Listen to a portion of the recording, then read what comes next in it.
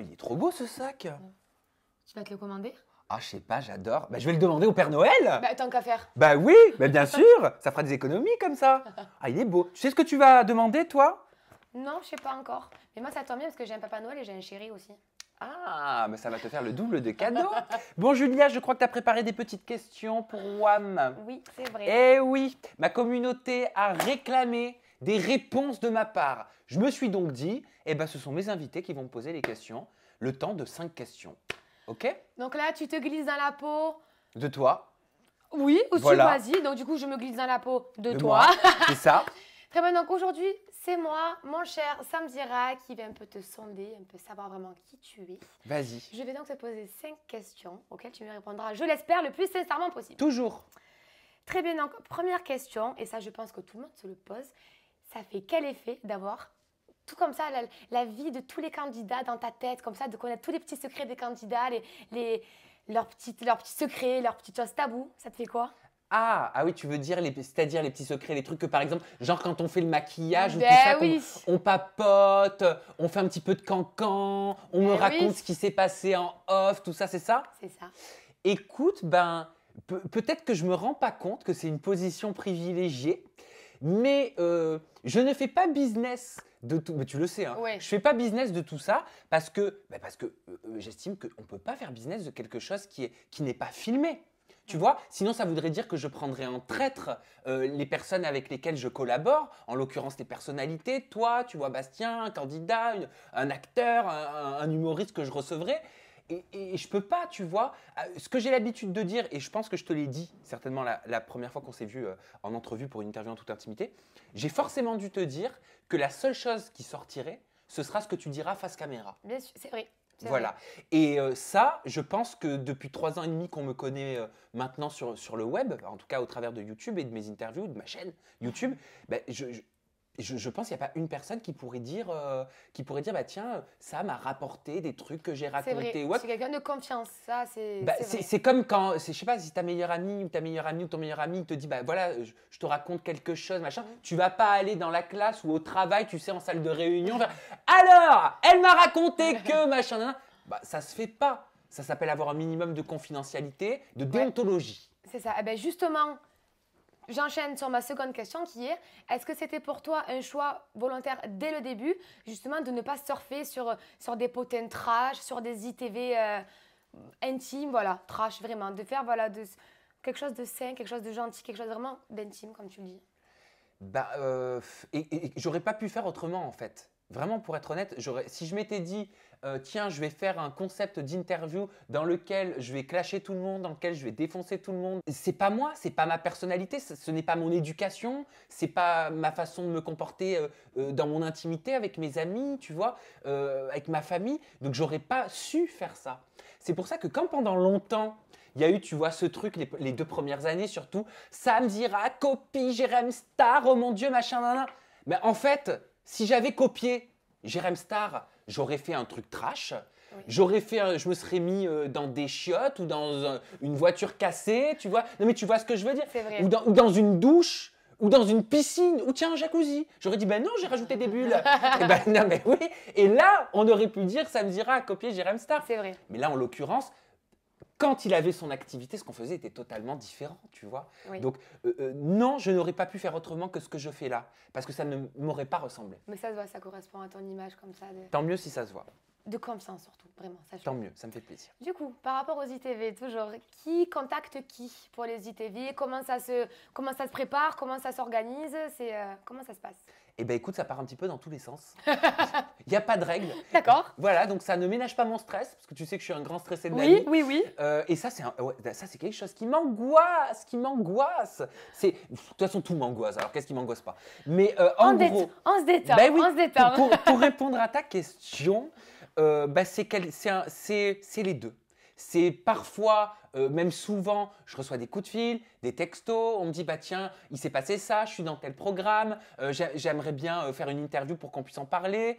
Parfois, je reçois un coup de fil, c'est le manager d'une chanteuse que j'écoutais quand j'étais gamin qui sort encore des tubes aujourd'hui. Je me dis oh, trop bien, putain, elle veut faire une interview avec moi, tu vois. Je me dis mais attends, c'est pas possible. J'ai à mon copain, je dis à mon chat, mais attends, t'es sûr elle, elle fait appel à moi, tu vois. Donc ça m'étonne, ça me fait bizarre, ça me fait plaisir.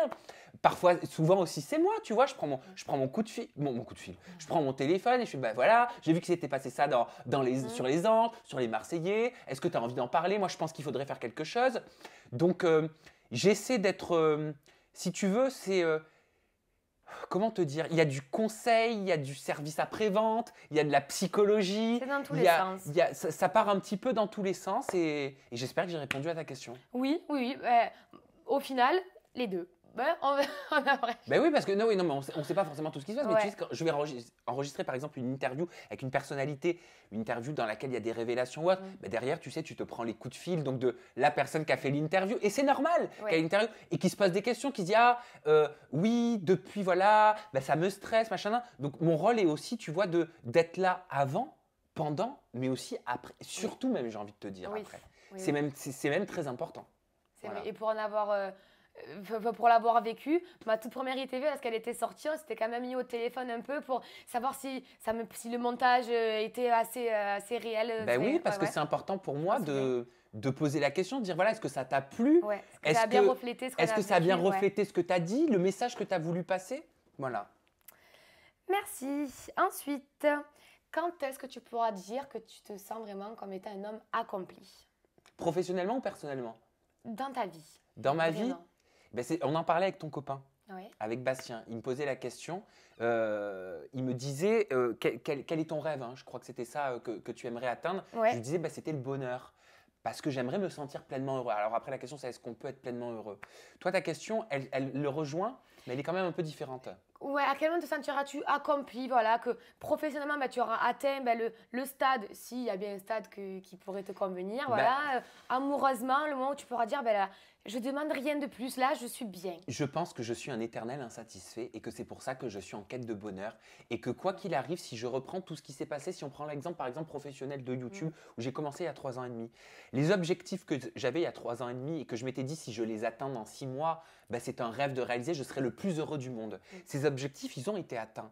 3 ans après, ils ont été atteints d'une façon au-delà de ce que j'aurais pu imaginer. Et pourtant, passé 3 ans, tu n'es toujours pas satisfait parce qu'en fait, tes objectifs, ils sont perpétuellement en train de grandir, en train d'évoluer, que ce soit personnel ou que ce soit professionnel.